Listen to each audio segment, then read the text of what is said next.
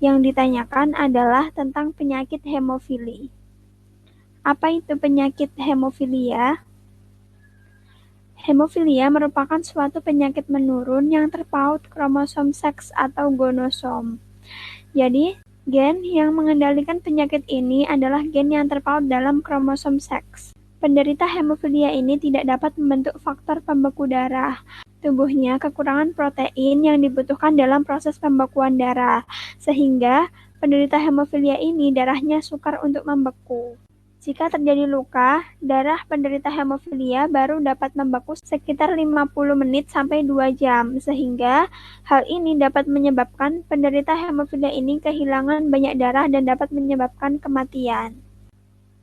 Hemofilia dikendalikan oleh gen resesif yang disimbolkan dengan huruf H kecil yang terpaut dalam kromosom X.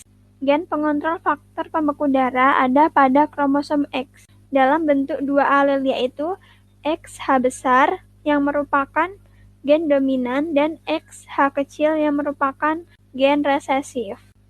Seseorang yang menderita hemofilia adalah seorang yang memiliki gen resesif H kecil yang terpaut ke dalam kromosom X-nya. Jadi, dia memiliki gen XH kecil. Mari kita lihat bagaimana genotip wanita penderita hemofilia. Seperti yang kita tahu bahwa jenis kelamin perempuan ditandai dengan adanya 2 kromosom X. Ketika kromosom X-nya ini terpaut gen H besar atau homozigot dominan, maka dia adalah wanita normal.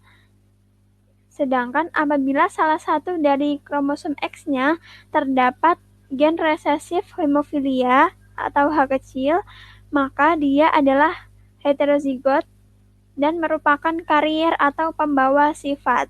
Sedangkan ketika kedua kromosom X-nya memiliki gen resesif hemofilia, maka dia adalah seorang penderita hemofilia. Sedangkan pada laki-laki, seperti yang kita tahu bahwa jenis kelamin laki-laki ditentukan oleh adanya kromosom X dan kromosom Y. Laki-laki yang normal akan memiliki gen H besar pada kromosom X-nya.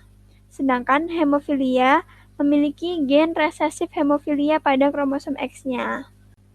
Penyakit hemofilia ini belum dapat disembuhkan, namun penderitanya dapat hidup secara normal dengan mencegah terjadinya luka dan juga melakukan pemeriksaan dan pengobatan rutin ke dokter.